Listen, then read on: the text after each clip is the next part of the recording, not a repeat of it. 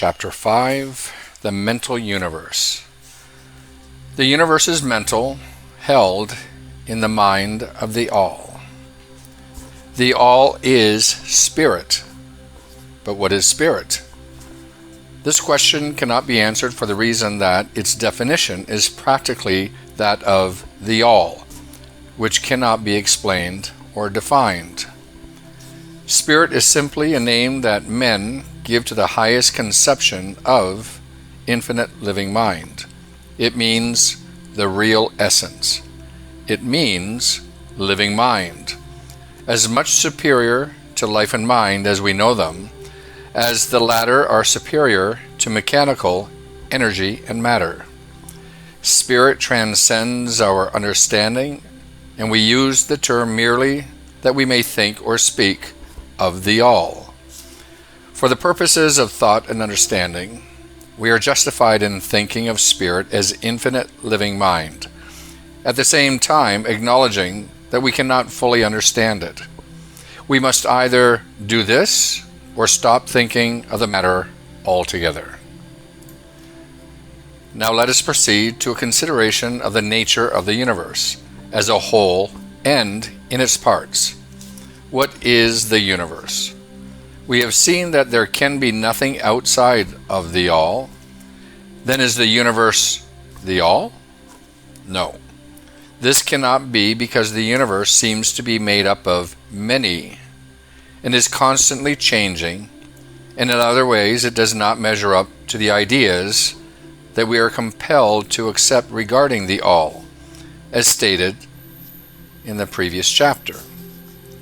Then if the universe be not the All, then it must be nothing. Such is the inevitable conclusion of the mind at first thought.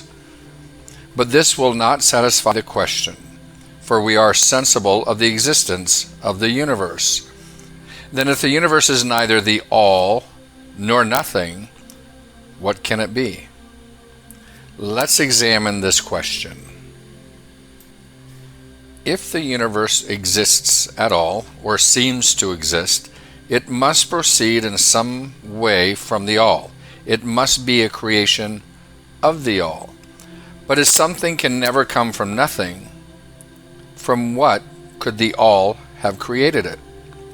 Some philosophers have answered this question by saying that the All created the universe from itself, that is, from the being and substance of the All. But this will not do, for the All cannot be subtracted from nor divided, as we have seen, and then again, if this be so, would not each particle of the universe be aware of its being the All? The All could not lose its knowledge of itself, nor actually become an atom, or blind force, or lowly living thing. Some men indeed, realizing that the All is indeed All, and also recognizing that they, the men, existed, have jumped to the conclusion that they and the All were identical, and they have filled the air with shouts of "I am God," to the amusement of the multitude and the sorrow of sages. The claim of the corpuscle that "I am man" would be modest in comparison. But what indeed is the universe? If it be not the All, not yet created by the All, having separated itself into fragments, what else can it be? Of what else can it be made? This is the great question. So let us examine it carefully.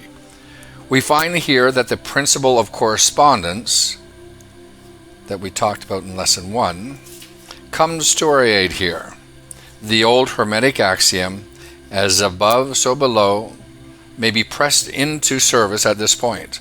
Let us endeavor to get a glimpse of the workings on higher planes by examining those on our own. The principle of correspondence must apply to this as well as to other problems. Let us see. On his own plane of being, how does man create? Well, first, he may create by making something out of outside materials. But this will not do, for there are no materials outside of the All, with which it can create. Well then, secondly, man procreates or reproduces his kind by the process of begetting, which is self-multiplication, accomplished by transferring a portion of his substance to his offspring. But this will not do, because the all cannot transfer or subtract a portion of itself, nor can it reproduce or multiply itself. In the first place, there would be a taking away. In the second case, a multiplication or addition to the all, both thoughts being an absurdity. Is there no third way in which man creates? Yes, there is. He creates mentally. And in so doing, he uses no outside materials, nor does he reproduce himself, and yet his spirit pervades the mental creation. Following the principle of correspondence, we are justified in considering that the all creates the universe mentally, in a manner akin to the process whereby man creates mental images. And here is where the report of the reason tallies precisely with the report of the illumined, as shown by their teachings and writings. Such are the teachings of the wise men. Such was the teachings of Hermes. The all can create in no other way except mentally, with either not using material, and there is none to use, or else reproducing itself, which is also impossible. There is no escape from this conclusion of the reason, which, as we have said, agrees with the highest teachings of the illumined. Just as you, student, may create a universe of your own in your mentality, so does the all create universes in its own mentality. But your universe is the mental creation of a finite mind, whereas that of the all is the creation of an infinite. The two are similar in kind, but infinitely different in degree. We shall examine more closely into the process of creation and manifestation as we proceed. But this is the point to fix in your minds at this stage. The universe and all it contains is a mental creation of the all. Verily indeed, all is mind. The all creates in its infinite mind countless universes which exist for eons of time, and yet to the all, the creation, development, decline, and death of 1,000,000 universes is as the time of the twinkling of an eye. The infinite mind of the all is the womb of universes. The principle of gender, and you'll see in lesson 1 and other lessons to follow, is manifested on all planes of life, material, mental, and spiritual. But as we have said before, gender does not mean sex. Sex is merely a material manifestation of gender. Gender means relating to a generation or creation. And whenever anything is generated or created on any plane, the principle of gender must be manifested. And this is true even in the creation of universes. Now, do not jump to the consideration that we are teaching that there is a male and female God or creator. That idea is merely a distortion of the ancient teachings on the subject. The true teaching is that the all, in itself, is above gender, as it is above every other law, including those of time and space. It is the law from which the laws proceed, and it is not subject to them. But when the all manifests on the plane of generation or creation, then it acts according to law and principle, for it is moving on a lower plane of being, and consequently it manifests the principle of gender in its masculine and feminine aspects on the mental plane, of course. This idea may seem startling to some of you who hear it for the first time, but you have all really passively accepted it in your everyday conceptions.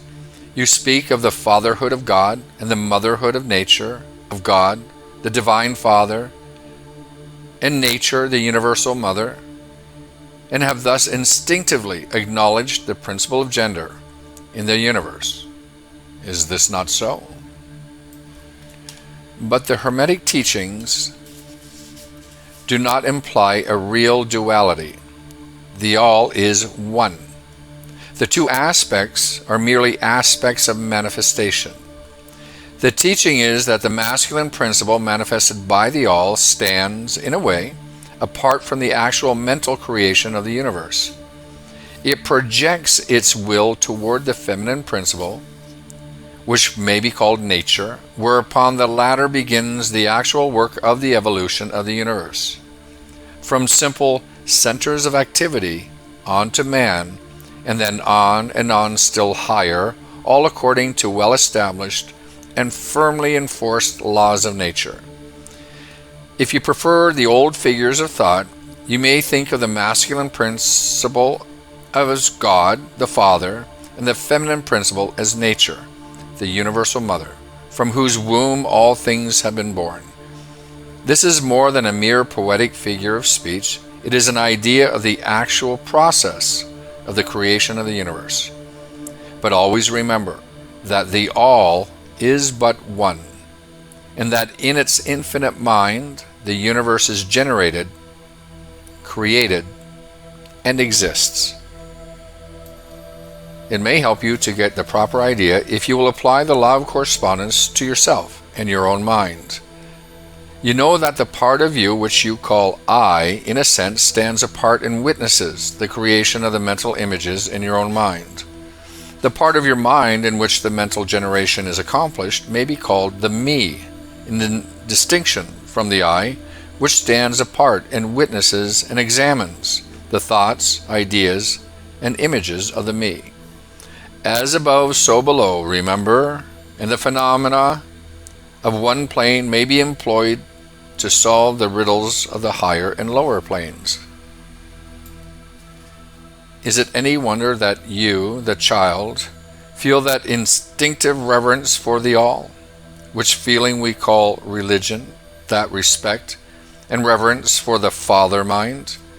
Is it any wonder that when you consider the works and wonders of nature, you are overcome with a mighty feeling which has its roots away down in your innermost being?